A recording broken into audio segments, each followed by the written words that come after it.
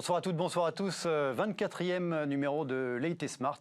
Vous le savez maintenant, durant une heure, nous allons tenter de mieux comprendre l'actualité dans le monde, en France, en Europe. Évidemment, ce soir, l'actualité économique, mais pas que. En tout cas, souvent, ça déborde. D'habitude, 3 sujets nous préoccupent. Ce soir, un sujet majeur décliné sous différents thèmes à creuser ensemble. Évidemment, ce sont les conséquences du sommet européen et cet accord obtenu par les 27 tôt ce matin, tôt ce mardi, sur le plan de relance de 750 milliards, presque 4 jours de négociation donc, un quasi-record pour un deal qualifié par beaucoup d'historique. Nous nous intéresserons donc à ce plan de relance sous 3 aspects. D'abord, en quoi est-il historique, tout simplement? Est-il vraiment historique, révolutionnaire, voilà, comme disent également certains? Deuxième aspect, qui en sont les principaux gagnants? Et je vous interdis, messieurs, de dire tout le monde, ou tous les Européens. Troisième angle, enfin, on se posera la question de ce qui vient, c'est-à-dire les futures recettes autonomes de l'Union européenne, censées rembourser cette nouvelle dette de, non pas 750 milliards, mais en tout cas sur la partie subvention de 390 milliards. Voilà, on va y revenir. Pour répondre à mes interrogations sur ces sujets, je suis en compagnie de Laurent Pfeffer. Bonsoir. Bonsoir Guillaume. Vous êtes entrepreneur à la tête de plusieurs entreprises, notamment de Dalloyau et également administrateur du MEDEF Paris. Julien Marcilly, bonsoir. Bonsoir. Vous êtes chef économiste de Coface. Alexis Karklins, bonsoir. Bonsoir Guillaume. Associé au sein du cabinet de conseil 8 Advisory. Merci à tous les trois d'être à mes côtés. Je le disais, une émission presque mono-thématique, mais pas complètement, puisqu'il y a toujours un petit apéritif pour commencer. En préambule à nos débats, je vous propose de commenter ce papier du Parisien qui a enquêté sur les lieux de villégiature de nos ministres. Eh bien, figurez-vous, what a surprise, ils restent tous en France, ou presque. Seule exception, je lis sur ce tweet du Parisien, le ministre des Affaires étrangères, Jean-Yves Le Drian, qui fera une brève escapade en Espagne. Il a le droit, c'est la terre d'origine de son épouse, avant de, je cite, retourner dardard dans le Morbihan. Regardez, il publie même une carte, hein, voilà, si vous voulez savoir où vont tout savoir sur les lieux de villégiature de vos ministres, de nos ministres récents et anciens. Roselyne Bachelot sera sur la côte basque, Jean-Michel Blanquer en Bretagne, chef de l'État vraisemblablement à Brégançon, donc c'est dans le Var. Pour finir, allez, Bruno Le Maire, il sera en train de faire de la montagne dans les Alpes. Alors si j'étais un petit peu poil à gratter, ce que je vais essayer d'être ce soir sur ce sujet, c'est évidemment une raison politique, hein, tous nos ministres qui vont passer leurs vacances en France. Mais est-ce qu'il n'y a pas un paradoxe à clamer cette identité française alors que depuis ce matin, tout le monde clame une identité européenne, loud and clear, cette obligation de ne pas quitter le territoire, voilà, à l'heure où on célèbre l'Europe, n'est-ce pas un petit peu désuet? Allez, Alexis. Bon, c'est un marronnier. Oui. Tous les étés, on a droit à la carte des vacances des ministres. Historiquement, il y avait quelques ministres qui partaient à l'étranger et c'était toujours assez mal vu. Il fallait montrer d'abord qu'on était vraiment toujours proche des gens et puis il faut partir en France quand on vit dans le supposé plus beau pays du monde. Il faut rester ici. Alors, a fortiori, comme on est quand même en train de parler d'une crise sanitaire, même si les frontières se sont ouvertes, les frontières de Schengen notamment. Ça serait vraiment, s'il y a une année où on comprendra encore moins pour un politique de partir, de quitter le territoire français, eh bien, c'est vraiment très, très, très surprenant. Donc non, au fond, c'est assez logique et on est dans un grand classique et ce grand classique trouve toute son incarnation cette année. Question piège, vous-même, vous restez en France? Et cette année, je reste en France, ce qui n'était pas prévu au départ, mais c'est pour des raisons de questions sanitaires. Voilà. J'ai tendance à voyager, à profiter de l'été, mais non, cette année, c'est la France. Et avec grand plaisir, et avec beaucoup de bonheur. C'était Julien Marcilly, c'est un exercice obligé pour les politiques, c'est pas forcément contradictoire avec cet esprit européen qui souffle plus fort que jamais depuis ce matin. D'habitude, si, mais c'est vrai que je rejoindrai ce qui vient d'être dit. Pour une fois, c'est vrai que ça se justifie un peu plus que d'habitude. Et c'est vrai que le secteur touristique en France représente un poids quand même très élevé dans l'économie française et il faut quand même essayer de compenser les moindres recettes qu'il y a du fait de moindres visites de touristes étrangers. Donc que ce soit des politiques ou autres, ou les autres, ça permettra quand même de compenser un petit peu, c'est un moindre mal. Ils ont tout bon, c'est pas vous êtes dans le retail, c'est pas vous qui allez dire qu'il faut pas rester chez nous pour effectivement fréquenter notamment les magasins dont vous vous occupez. Il faut montrer l'exemple. Voilà, vous montrez l'exemple. Je montre l'exemple, dans le sud de la France, aussi, à titre personnel, ou dans la Creuse, pour ceux qui connaissent. Très bien, bon, bah écoutez, voilà, on va quand même parler d'Europe, parce que c'est le sujet du jour, c'est le premier, le deuxième et le troisième débat. On commence par le premier.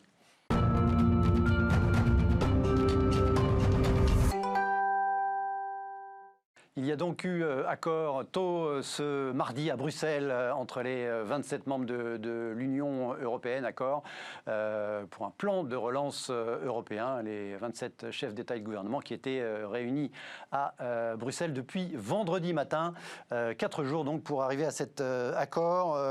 Premières heures de la jour historique pour l'Europe, point d'exclamation, a tweeté sur le moment Emmanuel Macron, qui a enchaîné un plan de relance massif est adopté, un emprunt commun pour répondre à la crise de manière solidaire et investir dans notre avenir. Nous ne l'avions jamais fait, nouveau point d'exclamation. La France a porté sans relâche cette ambition. Avec l'Allemagne, nous avons rendu le plan de relance possible. Merci à Angela Merkel, Ursula von der Leyen, Charles Michel et à l'ensemble de nos partenaires européens d'avoir partagé cette ambition depuis l'euro.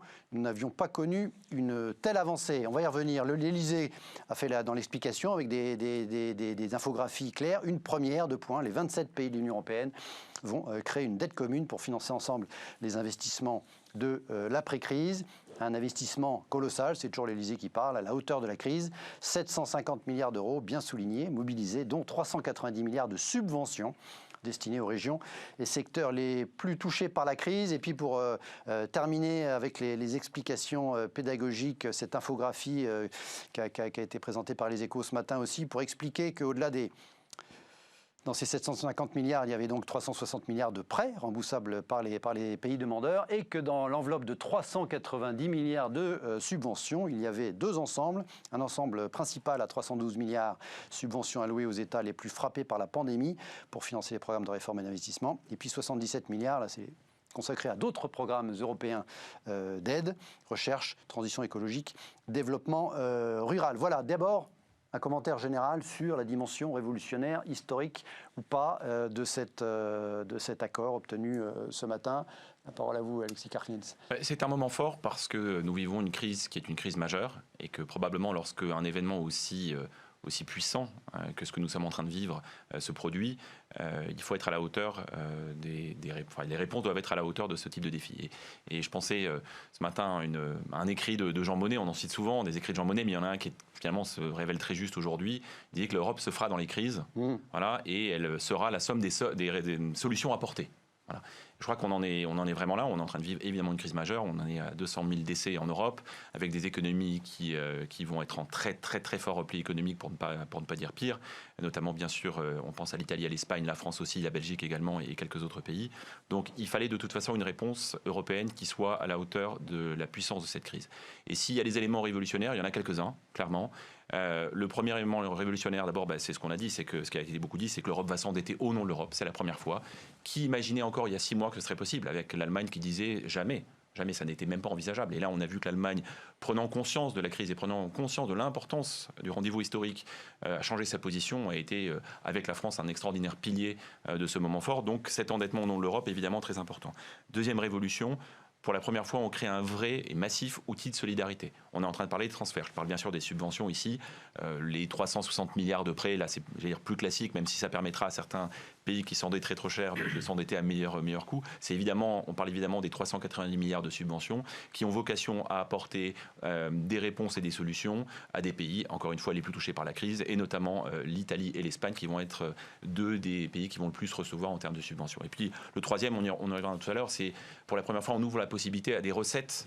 Alors, je ne vais pas utiliser le mot fédéral parce que c'est trop tôt, voilà, mais il y a bien ce sujet des recettes. Pour la première fois, on imagine des recettes propres pour rembourser l'emprunt qui va être fait au nom de l'Union européenne. Alors, pour ces éléments-là, on peut dire que c'est vraiment révolutionnaire. Après, il faut juste, et je terminerai là-dessus, juste revenir dans l'ordre de grandeur. On est en train de parler d'un budget de l'Union européenne, alors pluriannuel, qui était de l'ordre de 1% du PIB. Et qui va, avec ces montants-là, si on le remet en rythme annuel, on sera de l'ordre de 2% du PIB. Je rappelle simplement que pour les États-Unis, le budget fédéral, c'est 21% du PIB. 2%, 21%. Donc c'est révolutionnaire. Dans une certaine mesure, dans le principe, attention, on n'est pas dans un État fédéral. On commence à parler de fédéralisme ce matin. Oui, c'est peut-être un pas vers, et on en reparlera bien sûr, mais c'est qu'une étape. Julien, pas de doute sur la dimension historique, voire révolutionnaire de cet accord, selon vous ? Bon, déjà, c'est une excellente nouvelle, et c'est une excellente nouvelle qui arrive au bon moment. Parce qu'on a beaucoup dit ces dernières années, avec la crise des dettes souveraines en zone euro, qu'il était très difficile pour les Européens de se mettre d'accord, de négocier.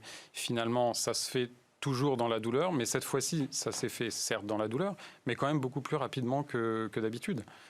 Parce que tout le monde se focalise sur la durée de ce sommet, mais finalement, les Européens ont été quand même beaucoup plus réactifs que d'habitude. Non, puis même 4 jours, je ne sais pas pourquoi on s'excite sur les 4 jours. Enfin, 4 jours, c'est très court. Enfin, je veux dire, quand vous voulez, faites un PSU dans une entreprise, ça dure entre 3 et 6 mois. Donc là, effectivement, on trouve 750 milliards en 4 jours. On se met d'accord sur 750 milliards en 4 jours. Effectivement, insister sur la durée ou la difficulté de la négo, mais effectivement, je suis comme vous, je trouve ça un petit peu dérisoire. Donc, on avait déjà eu la Banque Centrale Européenne qui avait réagi fortement et beaucoup plus rapidement que pendant la précédente crise. On avait eu chaque gouvernement national qui avait, quasiment tous, qui avaient réagi aussi rapidement et fortement, rapidement, avec des plans d'aide que l'on connaît, les prêts garantis, le chômage partiel, etc., dont on parle en France, mais pas seulement. Mais c'était quand même des réponses assez hétérogènes d'un pays à l'autre, avec des montants différents, et qui laissaient craindre que la sortie de crise allait se faire à un rythme très différent d'un pays à l'autre. Et donc, c'était ça la vraie crainte jusqu'à maintenant. Et cette réponse, elle fait que finalement, ça ramène un peu d'homogénéité et rapidement, au bon moment, surtout qu'on est dans une période où l'épidémie n'est pas sous contrôle dans le monde, loin de là. Et on voit déjà d'ailleurs des indicateurs économiques qui se redétériorent après une petite embellie d'un mois à peine aux États-Unis. Et c'est ce qui nous pend au nez en Europe, en fonction bien sûr de l'évolution sanitaire. Donc pour toutes ces raisons, c'est vraiment la bonne réponse au bon moment, parce que ça ramène de la confiance. Là, on peut faire le chef d'entreprise que vous êtes, il a les yeux sur son reporting, sur ce tableau de bord, et dans le retail, c'est pas facile. Vous êtes également sensible à un accord de ce type? Moi, il est symbolique parce que, une grosse partie, ce sont des fonds propres. C'est-à-dire, on n'aura pas à les rembourser. Et lorsque l'on a vécu la crise que l'on vit actuellement, on court après nos fonds propres. Alors, d'un côté, là, on a 380 millions de fonds propres qu'on ne remboursera pas. On a le merveilleux leveur de fonds qui est Emmanuel Macron. D'ailleurs, je pense qu'il a du travail, je vais pouvoir aussi compter sur lui. Et puis, il y a quelque chose qui est encore plus symbolique pour moi, c'est les valeurs de solidarité que cet accord transmet. C'est-à-dire que si eux ont été capables, à 27, à leur niveau, de se mettre d'accord, je souhaiterais en fait qu'en France, on soit tous d'accord sur le même modèle pour relancer notre économie, les uns vis-à-vis des autres, de façon à ce que la roue du commerce recommence à fonctionner comme elle l'était avant. En fait, cette bonne démarche que l'on avait déjà bien lancée, qui s'est trouvée stoppée par cette pandémie, voilà, je trouve que cette image et ce symbole et les valeurs que ça transmet d'avoir 27 pays qui en 4 jours se mettent d'accord, voilà, nous on a 4 jours pour nous mettre d'accord en France. Mettre d'accord entre qui alors je rebondis là-dessus, effectivement, typiquement se mettre d'accord pour faire repartir le commerce, mais ça, quel type d'accord, même si c'est dans la symbolique, j'ai bien compris. Non, c'est pas, on a besoin de reprendre les investissements. Parce que de toute façon, on ne va pas pouvoir, ce qu'on vient de contracter en PGE, plan garanti par l'État, contracter de la dette face à des pertes d'exploitation, c'est pas à vous que je vais expliquer ce que ça. En théorie, c'est pas l'idéal. Donc en théorie, c'est pas du tout l'idéal. Il faudrait que ce soit considéré. Ça, on attend que le plan d'Orléans s'explique des éventuelles conversions en fonds propres. Oui, soit en quasi fonds propres, ce serait plutôt agréable. Bon, déjà, on l'a en dette participative, donc déjà ça n'alourdit pas nos bilans. Mais en dehors de ça, il faut qu'on puisse relancer les investissements, parce que de toute façon, à un moment donné, si on veut développer nos boîtes, il faut relancer les investissements et il faut relancer le marché du travail, parce que tout ça c'est de la valeur qu'on va créer, et donc avec cette valeur-là on pourra rembourser in fine ce qu'on a emprunté. Mais donc c'est là où moi j'attends le gouvernement, c'est-à-dire que ces 40 milliards qui viennent d'arriver dans ce plan des 100 milliards, c'est comment on relance les investissements de nos boîtes, et pour les relancer on a besoin aussi d'une activité commerciale forte. Donc on a besoin que tous les Français soient unis. On parlait tout à l'heure des vacances, mais on a besoin justement de cette force nationale pour relancer l'économie de nos petits commerces, pour justement créer de la valeur et pouvoir rembourser ce qu'on a emprunté. Donc cette masse de 390 milliards en fonds propres, mais j'en rêverais. Donc pour moi, c'est encore plus que historique, c'est symbolique. Et il faut garder ces valeurs de ce qu'on a vécu cette nuit et les transposer à notre niveau, à l'échelon national, pour que tout le monde en prenne une partie et se mette d'accord et s'unisse pour relancer notre économie. On peut y arriver, quoi. Cette crise a permis quand même de montrer, de soulever les valeurs nationales, quand même, on l'a vu, hein, pendant le confinement où tout le monde était... Il y a beaucoup de boîtes qui ont continué à travailler, beaucoup sont entraidés, et j'en ai encore des frissons, et ces valeurs-là, on les a retrouvées pendant cette crise-là, et on les retrouve encore avec cet accord cette nuit. Donc voilà, je pense qu'on n'est pas loin de retrouver une bonne démarche en France pour arriver à remonter notre économie. Guillaume, moi, je voulais rebondir sur ce qu'on vient d'évoquer. Je suis évidemment d'accord sur l'aspect de solidarité. Je pense qu'il faut être aussi assez lucide. Le plus dur commence sans doute parce que là, les décisions ont été prises et on l'a rappelé très justement, au fond, un peu plus de 4 jours pour arriver à de telles décisions, c'est finalement effectivement très rapide et c'est probablement pour ça que le plus dur commence. Alors d'abord, il faut que les parlements, le Parlement européen devrait normalement, a priori, accepter, valider l'accord. Sur le plan de relance, il n'y a pas de doute. Sur le budget, il ne va pas être content, le Parlement européen, parce que le budget a quand même été un petit peu il y a une rogné, réduction. alors qu'eux voulaient, les parlementaires européens voulaient une grosse augmentation à 1 300 milliards d'euros. C'est ça. Sur le 750 milliards de plan de relance, ça devrait être validé. Il faudra quand même que ça passe au Parlement, dans les parlements nationaux aussi. On se rappelle quand même que ce n'est pas juste une décision européenne imposée tout en haut. Il faut que c'est pour ça qu'il y avait certains pays, a fortiori le Premier ministre du Pays-Bas, qui négocie parce qu'ils savent que... Qui a une élection dans 6 mois, donc avec des enjeux, et qui, lui, a mis en place un plan de rigueur depuis quelques années aux Pays-Bas avec un redressement des finances publiques. Donc on comprend, et on parlera tout à l'heure des gagnants. Mais, on viendra là-dessus. Mais d'abord, il faut passer au Parlement. Ensuite, il y a toute la mise en œuvre, il y a toute l'implémentation, parce que effectivement, c'est très bien de dire, voilà, on a aujourd'hui potentiellement 390 milliards de subventions à allouer. Il y a quelques conditions qui ont été posées par les Européens hier, notamment sur l'utilisation qui doit en être faite dans le numérique, dans l'écologie bien sûr, très très important, tout ce qui doit être compatible avec les valeurs de l'Europe. Donc il y a un certain nombre de conditions. Mais ensuite, il faudra voir comment ça va redescendre au niveau des populations et des citoyens. Parce que vous savez que l'Europe n'est pas formidablement populaire dans un certain nombre de pays aujourd'hui. Là, il y a une bonne occasion pour montrer que l'Europe, ça sert à quelque chose, que ça protège, ça aide à traverser les crises, ça donne de la solidarité.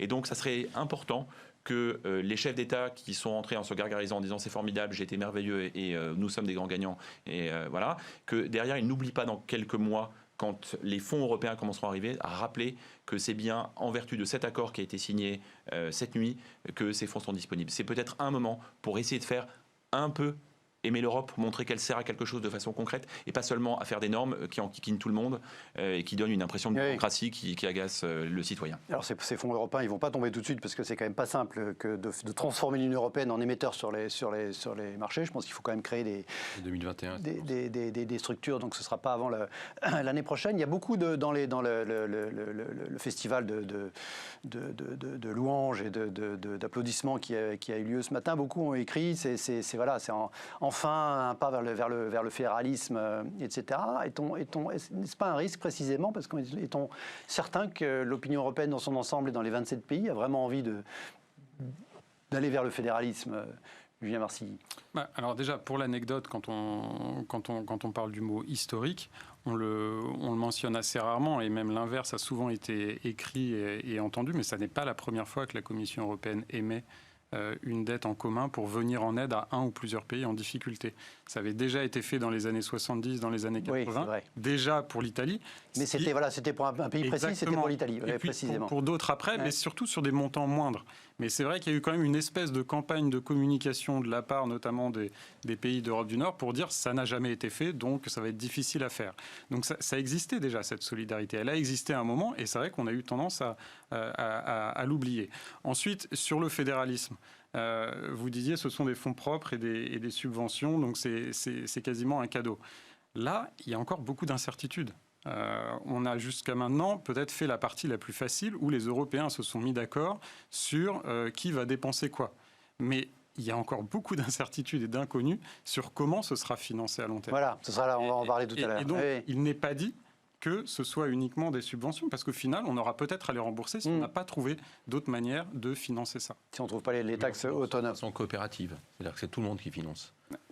On n'est pas seul à financer notre partie, c'est que tout le monde finance. Ouais, mais c'est ça la beauté du. Les modalités n'ont pas été définies du tout, et donc je pense que chacun, jusqu'à maintenant, peut y trouver son compte, mais on a quand même mis sous le tapis un certain nombre de questions. Cette idée du plus dur qui reste à venir, vous la partagez? Moi, je suis un optimiste. Vous voulez garder le verre à moitié plein, aux trois quarts plein. Je laisse à toutes ces personnes qui vont travailler justement pour faire passer ces lois au Parlement ou pour mettre en forme toutes ces modalités. À mon niveau, je garde cette symbolique qui est vraiment, effectivement, qui n'est pas la première, mais qui est la plus, je dirais, historique. On avait oublié l'Union européenne à un moment donné. On est passé de l'euro à aujourd'hui. Donc on l'avait oublié à un moment donné, on se demandait presque finalement à quoi elle sert. On avait des petits champs sur la taxation commune de l'IS, on avait des petits champs comme ça qui étaient partis où on va dans un sens, mais le commun des mortels avait tout oublié. Voilà. Et là, ça remet les 27 États sur le devant de la scène. Post-Brexit, c'est très bien, moi, ça donne un signe à quelqu'un là-haut. Et je trouve que il faut garder le côté symbolique et puis s'en servir. Quand Emmanuel Macron écrit depuis l'euro, nous n'avions pas connu une telle avancée, d'accord, Alexis? Oui, bien sûr, on est sur un moment, encore une fois, un moment... En même temps, l'euro, c'est plus concret pour les gens. On leur a dit, vous allez changer de monnaie dans votre porte-monnaie. Là, il y a des nouvelles dettes. Ce que nous évoquions, c'est que c'est facile de dire, encore une fois, on va s'endetter. Le moment, si on veut vraiment donner la même importance que ce qu'a pu être l'euro pour les Européens, il faudra que ce transfert, ces mécanismes de transfert soient incarnés. On se rappelle quand même au début du confinement, rappelez-vous l'Italie, qui était le premier pays à confiner, qui souffrait. On voyait ces images qui nous pétrifiaient, très objectivement. On voyait la Lombardie tous les soirs, et Bergame, c'était devenu le symbole de l'enfer, avec des souffrances absolument invraisemblables. Et on disait, ils sont où les Européens? Et ils sont où les Européens? On n'arrêtait pas de dire, ils n'étaient pas là. Et alors donc on voyait un avion qui arrivait de Chine, avec, alors il y avait toute une communication pleine de propagande. Et regardez quand même, les Chinois, ils sont là, ils viennent avec des masques, avec des respirateurs. Moi, ils sont là, ils ont envoyé 100 personnes. Et ils sont où les Européens? Les Européens, ils n'ont pas un vrai exécutif, en tout cas pas un exécutif totalement incarné, avec des moyens financiers limité. Et de toute façon, la santé n'était pas un domaine qui relevait, d'ailleurs c'est toujours pas le cas d'ailleurs, qui relève de l'Union européenne. Donc de toute façon, il n'y avait pas à apporter de solution à ce moment-là, autre que de dire, dans le moment de solidarité, il faudra être là. Là, l'Europe est là. Elle a envoyé un signal hier soir, ce matin. Et ce signal-là est très fort. Mais encore une fois, il doit être incarné. Parce qu'on sait très bien comment ça se passe. Les responsables politiques des nations, de chaque pays vont dans ces grands sommets européens. Ils disent, je vais défendre mon pays. Je vais défendre absolument les intérêts de notre nation. Et ils reviennent en disant, voilà, j'ai défendu les intérêts de notre nation, c'est formidable. Il y a certains pays qui vont recevoir beaucoup d'argent. La France en fait partie, l'Italie encore plus, l'Espagne. Est-ce que les dirigeants auront le courage de dire, on verra notamment les 100 milliards pour la France, de dire attention, n'oubliez pas, ça a été financé en partie grâce à ce grand mouvement de solidarité européenne. C'est là où j'ai encore un doute. Et donc s'il n'y a pas cette partie-là, la communication, elle a commencé un peu ce matin, elle devra continuer, elle doit continuer. Et c'est là où on verra vraiment si l'Europe devient un peu plus ou redevient un peu plus incarnée comme elle a pu l'être au moment de l'euro. Tout à l'heure, on évoquait le clin d'œil au Brexit. C'était vous. Le timing par rapport au Brexit est assez bon, selon vous, Julien Marcy. Oui, mais sachant qu'il n'est toujours pas dealé, le Brexit. C'est ça. Donc, il est acquis, mais les modalités. Il reste des incertitudes d'ici la fin de l'année.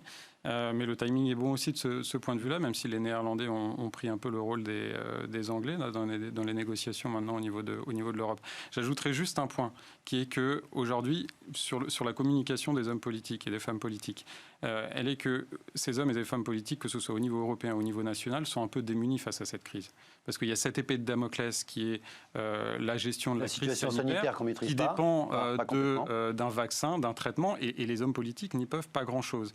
Donc aujourd'hui, tout leur message, que ce soit au niveau national ou au niveau européen, consiste à essayer de redonner de la confiance et d'essayer d'éviter qu'il y ait trop d'épargne de précaution, de comportements attentistes, à la fois de la part des entreprises et des ménages. Donc dans tous ces discours récents, en fait, le point principal sur lequel insistait Emmanuel Macron, mais ses homologues européens font la même chose, c'est de dire il n'y aura pas de hausse d'impôts, il n'y aura pas de hausse d'impôts. Donc n'épargnez pas, mais essayez de consommer davantage.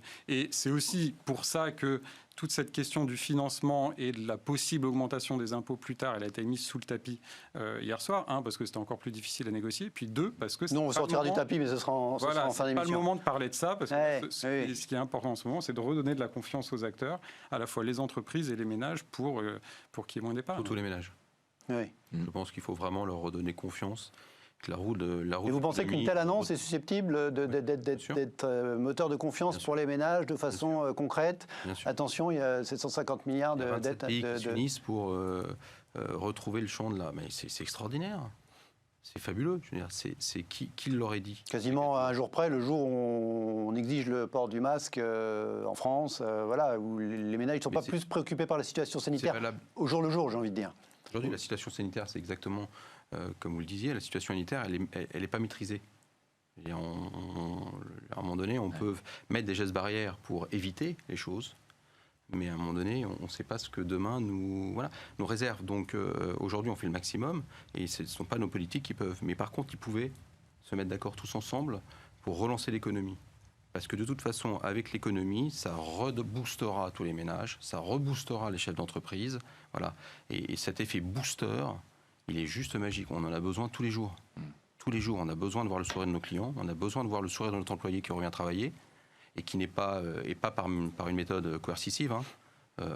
Certains l'ont fait, moi en tout cas je ne l'ai pas fait, c'est-à-dire qu'ils viennent retravailler tout à fait normalement, ils ont envie.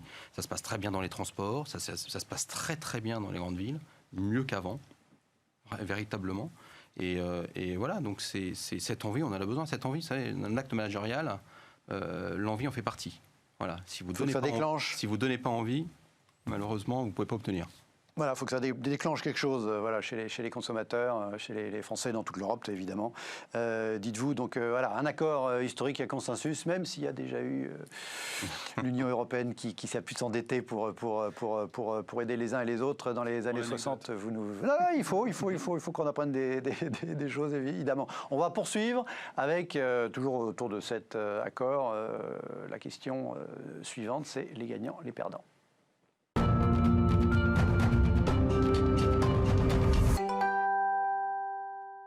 Qui a gagné à Bruxelles, donc, tôt ce matin avec cet accord des 27? Qui, en termes de pays? Qui, en termes de dirigeants? En termes de pays, regardez, on l'a évoqué, hein, l'Élysée a bien précisé les choses pour ce qui concerne la France. Encore une fois, avec un joli camembert pour la France. L'accord européen permettra de financer plus de 40 milliards d'euros du plan de relance national. Le plan de relance national, ce sont les 100 milliards d'euros annoncés par le Premier ministre Jean Castex lors de sa déclaration de politique générale devant les parlementaires. Donc sur ces 100 milliards d'euros, 40 milliards seront donc issus de ce plan de relance européen, donc suite à cet accord cette nuit. Après l'interprétation dans les médias en France, on a beaucoup parlé du couple franco-allemand. Regardez le FT. Le titre est assez factuel, mais la photo, c'est pas Emmanuel Macron et Angela Merkel, c'est Angela Merkel toute seule. Voilà, il y a un message aussi si on clique, le papier, c'était Ursula von der Leyen et Charles Michel. Bon, là, c'est peut-être plus anecdotique. En tout cas, voilà, vu de Londres. D'un Londres europhile, hein, c'est le cas du FT, c'est pas un Londres europhobe, c'est Merkel la grande gagnante. Pour l'anecdote, mais bon quand même, on est en France, Jean-Luc Mélenchon, il était un peu seul à critiquer, et il s'est dit qu'il faut que je critique. Macron a tout cédé.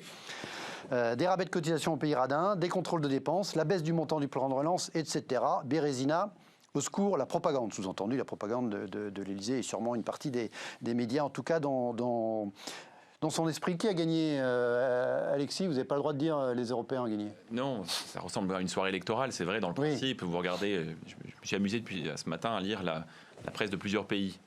Donc les couvertures de presse de plusieurs pays. Donc effectivement, il y a plus de chance. Moi, je m'arrête à ce qui est écrit en anglais. Donc si vous avez été au-delà, j'ai été voir quelques autres. Je vous écoute. Et effectivement, quand vous regardez chaque pays, chaque leader rentre chez lui ou chez elle en disant voilà, nous sommes les grands gagnants. Pour moi, il y a vraiment 4 ensembles, on va dire. Le premier, c'est ce qu'on a appelé, alors parfois avec un peu de condescendance et que j'ai trouvé assez déplacé d'ailleurs, qu'on appelait les frugaux. Donc les fameux Pays-Bas, Danemark, Suède, Autriche et puis la Finlande, c'est joint. On dit voilà, c'est des pays qui ne pensent qu'à eux, qui ne sont pas solidaires. J'ai trouvé ça assez exagéré, d'abord parce qu'on peut comprendre. Ce sont des pays qui en général ont fait des réformes très profondes en matière de discipline budgétaire au cours des dernières années. Ils ont des comptes, ce sont des pays extraordinairement démocratiques. Ils ont des comptes, d'ailleurs il faut le rappeler, que ce soit la Suède, que ce soit le Danemark, que ce soit la Finlande, ce sont des gouvernements sociodémocrates, donc ce ne sont pas des gens extrêmement nationalistes et libéraux. Mark Rutte, c'est un petit peu différent. Aux Pays-Bas, Premier ministre des Pays-Bas, c'est un petit peu différent. Et, en même temps, il a déjà été réélu 3 fois. Donc, Sébastien Kurz, voilà, il a une légitimité. Ils ont des légitimités, ils doivent rendre des comptes à leur Parlement, comme nous aussi. Donc, encore plus pour la France. Donc ça se comprend. Je veux dire, donc il faut, même si, il ne faut pas oublier que dans le même temps, eux-mêmes profitent de l'Union européenne à un certain niveau. Ils sont contents d'avoir un marché unifié, de pouvoir y accéder. Et en plus, les Pays-Bas ont quelques facilités fiscales, on le sait tous. Donc, clairement, eux ont quand même obtenu des rabais supplémentaires. Donc, ils peuvent dire on a obtenu des rabais, on a posé un certain nombre de conditions, on a montré que nous, petits pays, nous tenions la tête. Donc, les rabais, c'est sur leur contribution au budget, par ailleurs. Par ailleurs, ils ont obtenu une limitation du plan de relance dans la partie subvention, qui était donc au départ fixée à 500 milliards par la Commission. Ils ont obtenu la baisse de la partie subvention et ils ont obtenu des rabais, donc le montant de leur contribution. Donc, ça donne peut-être l'image de pays qui sont près de leur sous, mais enfin, n'empêche qu'ils ont réussi.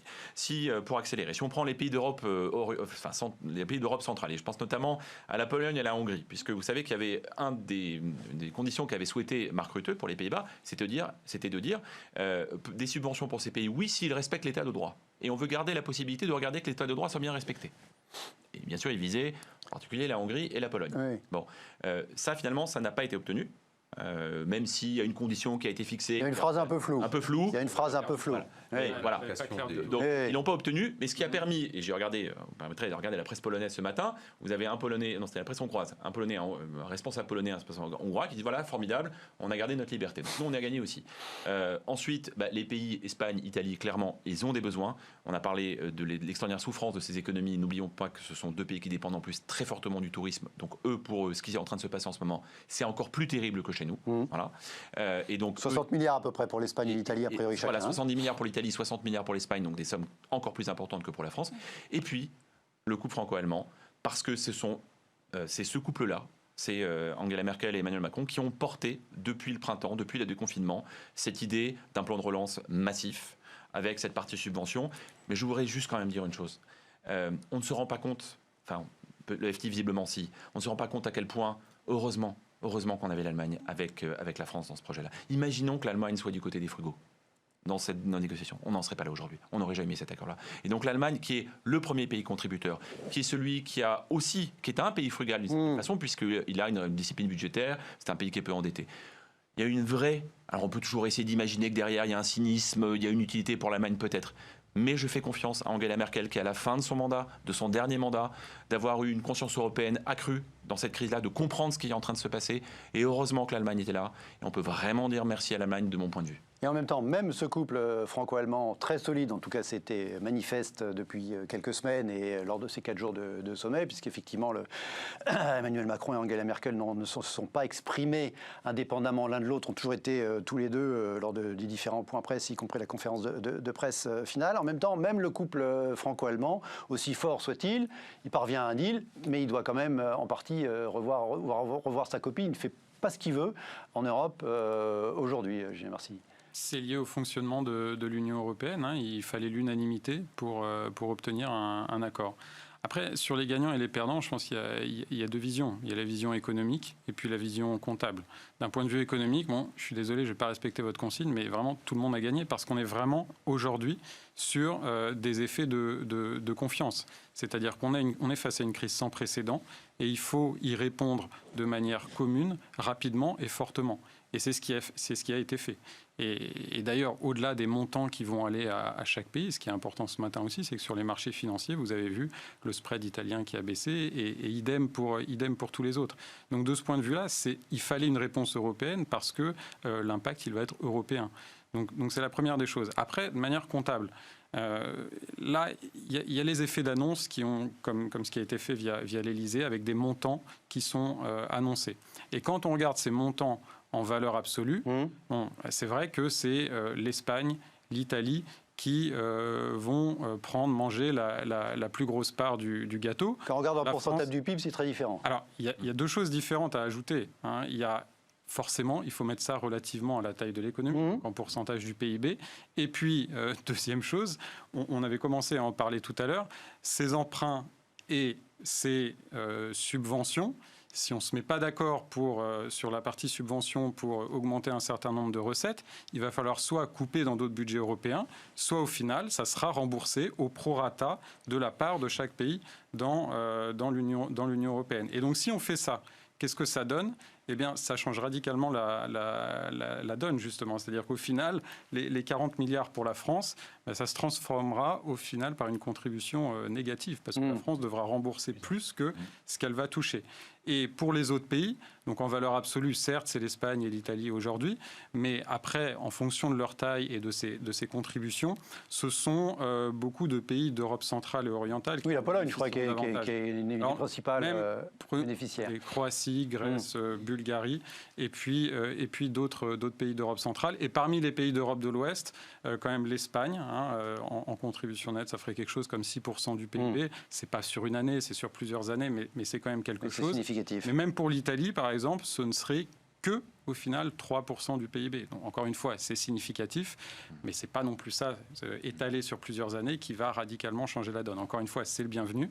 Pour l'Italie, c'est surtout la possibilité de continuer à se financer à des niveaux de taux que tout seul, elle n'obtiendrait évidemment pas. Je vais citer Mark Rutte, là, donc on en parlait, le Premier ministre des Pays-Bas. Après des négociations longues et intensives, nous avons trouvé un accord pour le plan de relance.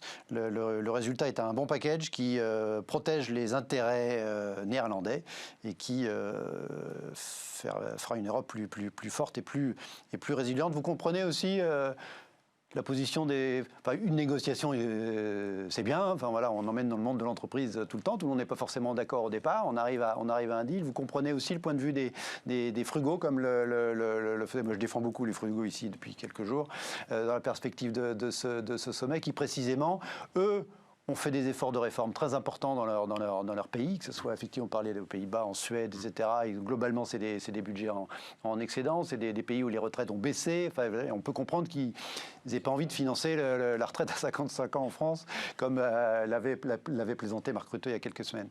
Du coup, on n'en parlait pas là. Écoutez, non, je pense que vous parlez gagnant-perdant. Moi, je pense qu'il n'y a ni gagnant ni perdant. C'est une obligation que l'Europe sorte d'un chapeau commun une aide. On est dans une urgence sanitaire et économique sans précédent. On compare cette urgence économique à l'après-Deuxième Guerre mondiale. Cette urgence sanitaire, quand on voit le nombre de décès, elle est sans précédent. Donc de toute façon, l'Europe avait le devoir de trouver un accord pour aider tous les pays. Après, chacun a un accord signé par toutes les parties. Ça veut dire que chaque partie y trouve son compte, et ça veut dire aussi que chaque partie a fait des concessions. Et donc, exactement, c'est-à-dire qu'on discute. Ces pays-là ont une économie extraordinaire, sincèrement. Ce qu'il y a de bon à prendre, il faut aller le chercher. Il faut les regarder avec grande bienveillance. Et ce qui est normal, qui protège leur économie, qu'ils ont mis tant d'années à mettre au niveau où elle est aujourd'hui. Et nous souhaiterions également en France pouvoir en dire la même chose quand on regarde leurs économies à ces beaux pays-là. Donc aujourd'hui, chacun a défendu son pays, c'est leur rôle.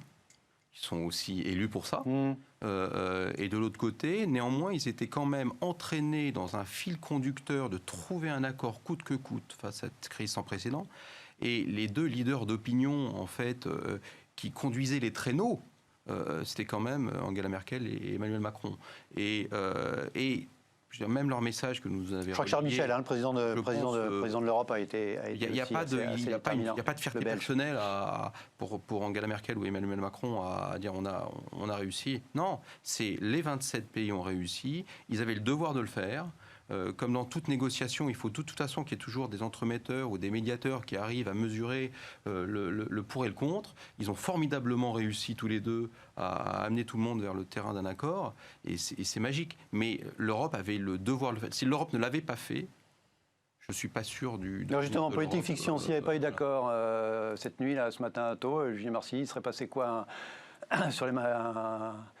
Un crack de la dette des pays du Sud sur le marché obligataire, une forte croissance des spreads, comme vous l'évoquiez tout à l'heure. On n'était quand même pas dans la situation de la Grèce il y a quelques années, où il y avait une deadline stricte pour des remboursements de prêts. Là, ce qui avait créé de l'attente, c'était déjà l'annonce de Macron et Merkel, suivie qui avait été repris présenté par Mme von der Leyen européenne.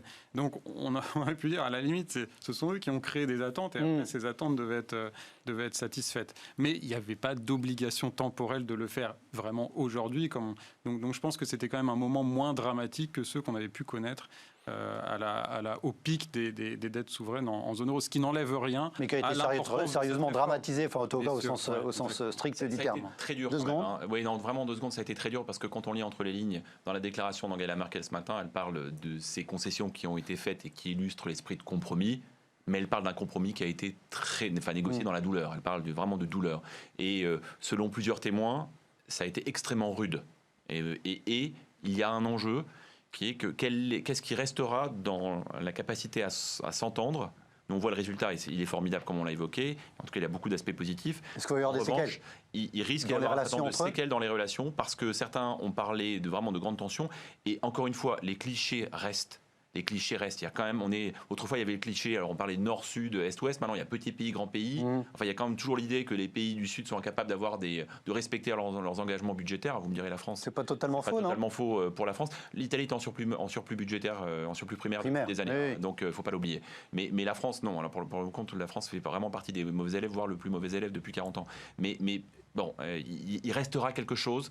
Et donc au-delà de la seule négociation qui a eu lieu et maintenant des travaux qui vont commencer, il y a sans doute aussi une dimension très humaine entre un certain nombre de responsables politiques qui font avancer l'Europe, qui doit être retissée parce qu'on sent qu'il y a eu beaucoup de tensions quand on lit entre les lignes. Allez, restez avec nous, on poursuit la conversation, on va continuer à parler d'Europe, on va parler aussi un petit peu des États-Unis, restez avec nous, on marque une très courte pause.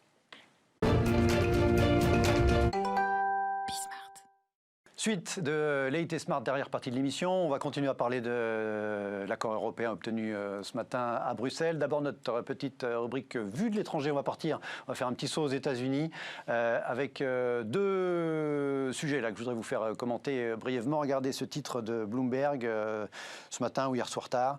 Jeff Bezos ajoute 13 milliards de dollars à sa fortune en un seul jour, c'est-à-dire que la hausse de l'action Amazon hier de 7% et quelques se transcrit en une augmentation de la fortune personnelle de son premier actionnaire Jeff Bezos de 13 milliards sur une seule journée. C'est un record absolu. Vous dites quoi ? On vit dans un monde de dingue ou vous applaudissez Jeff ? Je dis rien, moi je dis simplement que le jour où il va les vendre, ça va faire de la plus-value, donc des taxes pour l'État, donc tant mieux. Voilà. Mais bon, après c'est la loi du marché, quoi. Oui, c'est pas bon. Non, ça me... Julien, un autre monde ? Non, mais il aurait pu contribuer à ce plan pour l'Union européenne. Ah bah lui, oui, il faut qu'il regarde. C'est un bon jour, il peut trouver quasiment, effectivement, de quoi renflouer un pays, Alexis. Bon, c'est 13 milliards un jour et 13 milliards peut-être en moins demain. Je fais le parallèle avec une nouvelle un peu plus tragique. Mais au total, il tutoie les 200 milliards en termes de... D'abord, c'est l'incarnation du fait que, évidemment, Amazon est devenu, parmi quelques autres, une des entreprises qui est juste complètement exceptionnelle en termes de richesse et de richesse présente et de richesse anticipée, ce qui explique en partie cette fortune-là. Et puis juste faire un parallèle avec un événement qui était plus triste, mais le jour où Steve Jobs est décédé, Apple a perdu, l'action Apple a perdu, enfin la capitalisation boursière d'Apple a perdu de l'ordre de 12 à 13 milliards de dollars de mémoire qu'elle a repris en une semaine. Donc voilà, quand il y a des mouvements comme ça, évidemment, il y a une symbolique très forte et c'est des montants qui sont complètement démentiels, mais ça ne veut rien dire dans le principe. Comme disait tout à fait Laurence, on est sur une logique de marché, il ne faut pas la surinterpréter. Allez, on reste aux États-Unis. Deuxième commentaire, un tweet qui a pas mal fait parler depuis hier soir de Donald Trump. Alors vous savez qu'il y en a plusieurs par jour des tweets de Donald Trump.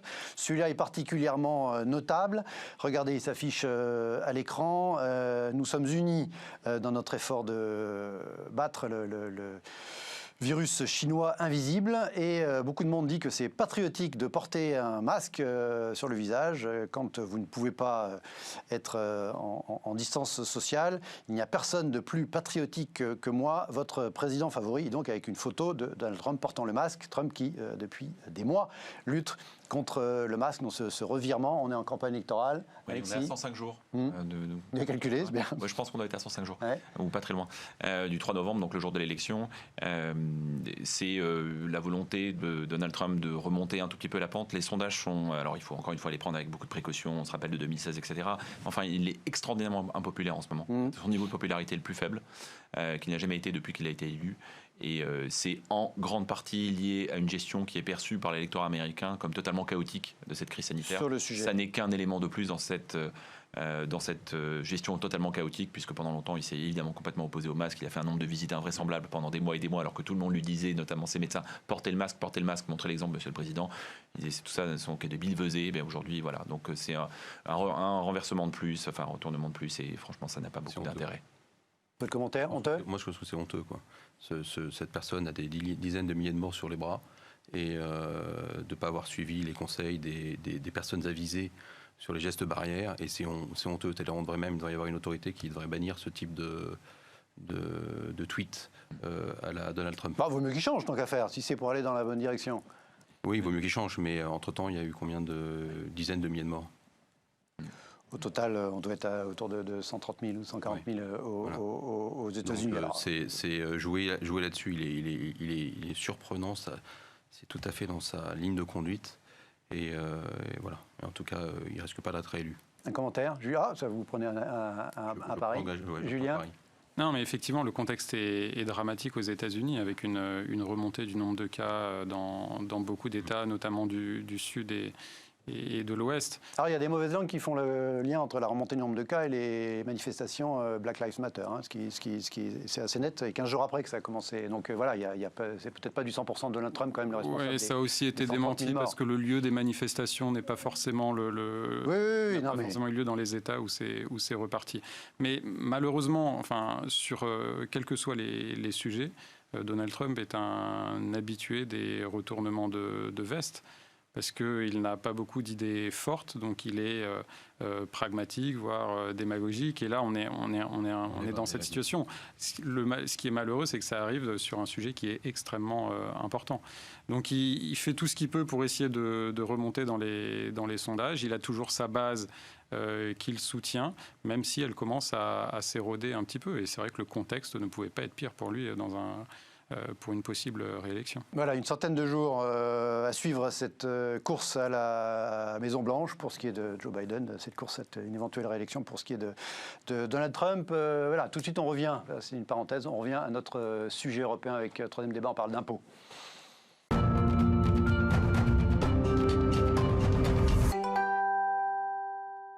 Parmi les nombreux commentaires à l'accord européen ce matin, celui de Thierry Breton. Thierry Breton, commissaire européen au marché intérieur, au numérique, à l'espace, un peu tout.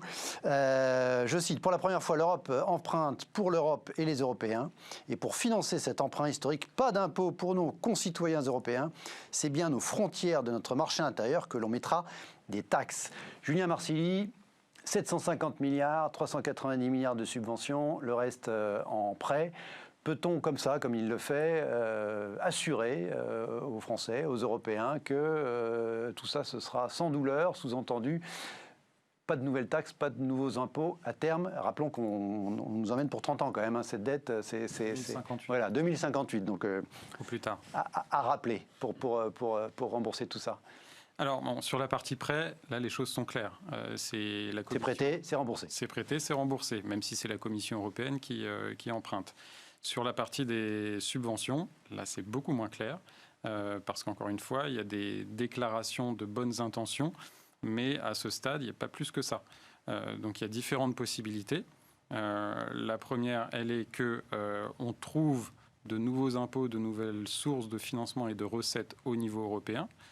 On va y revenir dans le détail. Si ce n'est pas le cas ou si ça n'est pas suffisant, ça veut dire que pour compenser dans les années, voire même les décennies à venir, c'est-à-dire que les futures générations, les futurs dirigeants européens devront couper dans les futurs budgets européens. Et si on n'y arrive pas, il faudra que les Européens remettent au pot au prorata de leur taille dans l'Union européenne. Donc aujourd'hui, pour l'année et les 2 années à venir, oui, il n'y aura pas d'augmentation d'impôts. Mais en revanche, la question se posera pour les générations futures, ça c'est clair. Laurent, vous le disiez tout à l'heure, c'est les subventions, c'est les fonds propres, ce ne sera pas remboursé. Vous, si certain que ça, effectivement, à terme, au-delà de 1 ou 2 ans, comme vient d'évoquer Julien, que les citoyens européens, et après dans les différents pays, directement ou indirectement, ne se prennent pas le marteau fiscal sur la tête. Tout dépend ce qu'on en fait, en fait, de ces subventions. Parce que si elles sont là pour financer de vrais investissements et donc de relancer nos économies, on aura suffisamment de cash derrière pour rembourser. Donc moi, j'ai pas encore une fois... Le cash qui est à la croissance, hein, c'est ce que... Encore une fois, il faut, pour financer cette croissance, il faut reprendre les investissements. Il faut favoriser l'investissement. Aujourd'hui, en France, on n'a pas une grosse politique qui favorise l'investissement. Donc il y a beaucoup d'argent dans les banques, il y a beaucoup de fonds propres, mais on n'a pas beaucoup d'incitations fiscales sur les investissements. Donc il faut relancer la machine. Donc j'espère que ce plan de relance de 100 milliards financé à hauteur de 40 par l'Union européenne va pouvoir être alloué aux bons endroits pour nous aider à financer notre croissance et notre développement et donc, de fait, générer suffisamment de cash pour rembourser nos dettes passées et ne pas laisser à nos générations futures de la dette, une économie exsangue et donc une problématique un peu plus grave à devoir traiter. Oui. Alors, Alexis, on parle beaucoup de ressources propres. Hein. On évoquait de l'Union européenne qui lèverait ses propres impôts pour rembourser sa propre dette, effectivement levée en son nom. Taxe carbone aux frontières, donc effectivement droits de douane plus typiques. On parle aussi de taxes sur le numérique, sur le taxe GAFA relooké ou amélioré. On parle même de taxes sur les transactions financières. Vous croyez à l'Europe levant ses propres taxes et les dites taxes ne se substituant pas au niveau de chaque État des taxes existantes. C'est-à-dire qu'il faudrait que ça se remplace. C'est tout l'enjeu. C'est-à-dire qu'on sait très bien qu'en matière fiscale, la tendance à... Plus facile de créer les impôts que les supprimer. Que les supprimer ou les remplacer ou les substituer. Donc il faut vraiment distinguer le type de taxe. C'est vrai que c'est la partie qui est évidemment la plus incertaine. C'est quand on disait tout à l'heure, le plus dur commence. Ça, c'est le plus dur dans la durée. Comment on va mettre en face si... les financements qui sont levés, les emprunts qui sont levés par la Commission européenne ou l'Europe, il faudra rembourser une partie au moins. Et donc, dans les taxes, clairement la taxe carbone, on en voit l'intérêt. En tout cas, elle répond à un enjeu écologique qui est devenu vraiment une priorité très très importante pour tous les Européens et pour la Commission et pour ses organes de décision. Maintenant, on a vu à quel point c'était pas si facile que ça, notamment en France, quand vous mettez une taxe carbone, que ça peut provoquer des remous. Donc c'est très bien de mettre une taxe carbone, mais encore faut-il qu'elle se substitue à autre chose. Si ça vient en plus, avec un certain nombre de pays qui sont déjà très très imposés, nous sommes quand même les recordman d'Europe. Donc il y a ce sujet sur le carbone qui est un bon sujet, mais ça ne peut pas venir en plus. Sur le numérique, on en voit l'intérêt aussi très bien, si ça peut permettre à un certain nombre de champions en plus européens d'émerger, très bien. En revanche, sur les droits de douane, c'est quand même pas vraiment la philosophie européenne, même si dans les faits, il y en a un certain nombre. On sait que, in fine, c'est quand même le consommateur ou l'entreprise qui va payer des droits de douane sur des produits importés. Donc il faudra faire quand même très très attention sur ces nouveaux impôts. In fine, c'est quand même toujours bien le consommateur ou l'entreprise qui finit par payer l'impôt. Donc il faut garder ça en tête. Et à un moment, on dit il faut relancer. Si derrière, ça doit se faire par de la fiscalité supplémentaire, des impôts additionnels, ça peut être un petit peu plus compliqué. Après, il y a qu'est-ce qui va être fait de cet argent. Et on vient de l'évoquer, c'est très important. On sait déjà qu'il y a des choses, des sujets qui vont être abandonnés. Parce que, on dit... C'était dans les compromis. Dans le compromis, le fait de passer de 500 milliards à 390 milliards sur les subventions, il y a un certain nombre de sujets qui ont été abandonnés. Le numérique, l'écologie, l'environnement reste des sujets prioritaires. En revanche, éducation et santé et ruralité. Passer un peu à la trappe, en tout cas sur ces enveloppes-là. Or, on sait à quel point le siècle dans lequel nous vivons, et qui a commencé déjà il y a quelques temps, mais qui va s'accélérer encore plus, on sait à quel point l'éducation, et on le voit en ce moment, à quel point la santé sont des sujets majeurs. Non pas qu'on ait absolument besoin d'argent européen pour le faire, mais la symbolique de l'abandon, ou en tout cas de la réduction de l'investissement sur ces sujets-là, sont des sujets qui peuvent être finalement assez préjugiciables dans la durée. C'est précisément parce qu'il n'y a pas des gros budgets européens là-dessus que c'est là-dessus qu'on a C'est pour ça qu'on a dit on laisse aux États. On laisse aux États. Mais c'est toujours facile de critiquer et de dire il aurait fallu que. Et encore une fois, c'est pas du tout le sens de mon propos. Simplement, le message envoyé et dire on abandonne sur la santé, on abandonne sur l'éducation, alors qu'on sait très bien que ce sont des sujets importants. Il faut rester la prérogative des États, et très bien, et tant mieux.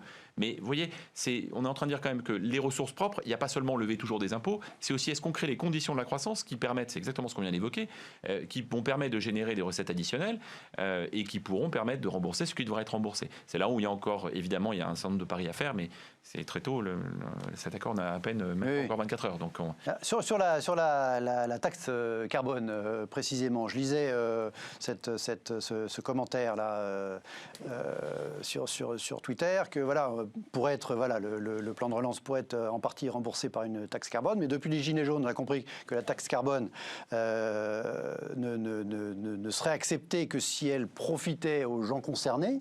Or, si c'est pour rembourser le plan de relance européen, donc si elle est levée au niveau de Bruxelles, c'est pas le cas. Il dit you cannot use it twice, on peut utiliser 2 fois la taxe carbone. Donc on est au cœur quand même de la difficulté de trouver des ressources propres avec cette taxe carbone, parce que, enfin, notamment puisque c'est l'exemple qui vient dans tous les esprits en premier, puisqu'en plus c'est écologiquement positif. Voilà, ce point précis, on ne peut pas utiliser la taxe carbone à la fois pour aider ceux qui en seraient les premières victimes en France, par exemple, si on prend notre exemple, et en même temps pour rembourser au niveau de l'Union européenne les dettes de l'Union européenne, parce que ce serait la même. On ne va pas la faire 2 fois. Non, et puis après, c'est un sujet important, mais ça reste quand même un micro-sujet de se focaliser uniquement sur cette possible réforme pour potentiellement rembourser et générer des recettes au niveau européen.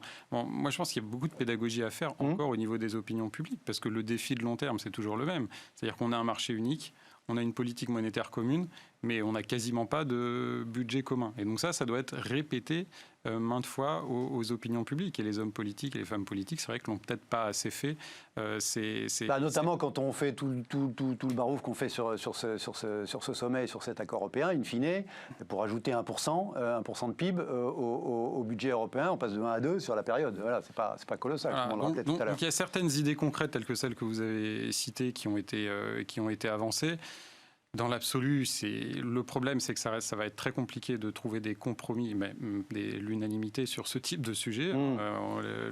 Pour les taxes GAFA, les Pays-Bas, l'Irlande vont s'y opposer. Bon, on peut trouver des pays qui ne vont pas être contents pour chacun d'entre eux. Mais dans l'absolu, même si c'est illusoire, ce qu'il faudrait, c'est qu'on ait un marché unique. On a maintenant des chaînes de valeur au niveau européen dans beaucoup de secteurs d'activité, l'automobile, la chimie, etc. Et donc, ce qu'il faudrait, c'est que pour au moins toutes ces entreprises qui sont présentes sur l'ensemble du territoire, devraient payer des impôts au niveau européen. Et ça, c'est la situation optimale rêvée. Bon, est-ce que c'est faisable ? Probablement pas à court terme. Mais il faudrait plus que 4 jours de négociation, je crois. Voilà. Mais c'est ce vers quoi on devrait essayer de tendre, en tout cas. Alors justement, on a évoqué la durée record, quasi-record de ce sommet. Le record précédent, c'est le sommet de Nice, décembre 2000, sommet sur l'élargissement. 4 jours également, enfin je crois qu'à une demi-heure près, voilà. Sommet de Nice, l'Union européenne, on est 15. Donc c'était avant la phase d'élargissement majeur qu'on a connue depuis 20 ans. Aujourd'hui, on est 27. Alors, il n'y a pas d'élargissement à très court terme supplémentaire prévu. Les sujets vont être de plus en plus compliqués. On vient de l'évoquer. La négociation à 27 est sur des sujets encore plus compliqués que celui de ce week-end. Laurent, vous imaginez que ça soit tenable encore, à la fois la règle de la majorité absolue, la règle de l'accord, du consensus ? Ils ont lancé, le plus dur est fait. Donc maintenant, ils sont rompus à l'exercice. Donc moi, je leur dirais, remettez-vous au travail. Ouais. Et puis, vous parlez d'une politique monétaire déjà, les prochaines, il n'y a plus d'Angela Merkel, normalement. Oui, mais justement, tant qu'elle est là, il y a d'autres sujets. Vous parlez de politique monétaire commune, on parle de fiscalité commune. Déjà, avant d'inventer les taxes additionnelles, il faudrait peut-être d'abord se mettre sur une fiscalité commune, parce qu'on en a tous besoin. On parlait du taux d'IS, on prend un chemin, mais enfin, on est quand même le record absolu. Donc, il y a quand même des sujets à traiter avant. Après, s'il faut revoir les statuts de l'Union européenne pour pouvoir faire passer certains sujets, comme des petites taxes à droite, à gauche, à la majorité absolue, et pas être obligé de se mettre d'accord à l'unanimité.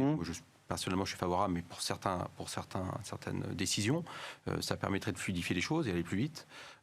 Mais puisqu'ils ont lancé ce schéma à 27, qui continue sur les axes majeurs, de façon à ce qu'on ait vraiment une politique européenne forte et qui nous aide pour nous, entreprises. Je veux dire, aujourd'hui, vous parliez tout à l'heure, vous parliez de l'exemple des Pays-Bas, qui est encore une fiscalité avantageuse, dans certains cas, pour nous, entreprises, et on se bat pas à armes égales. Donc, voilà, c'est important qu'on puisse continuer. La démarche est lancée, il faut la continuer. Il ne faut pas s'arrêter là. Donc que ce soit 15 ou 27, il faut continuer. Impec, ce sera le mot de la fin. Merci à tous les trois, merci à vous. Très bonne soirée, à demain.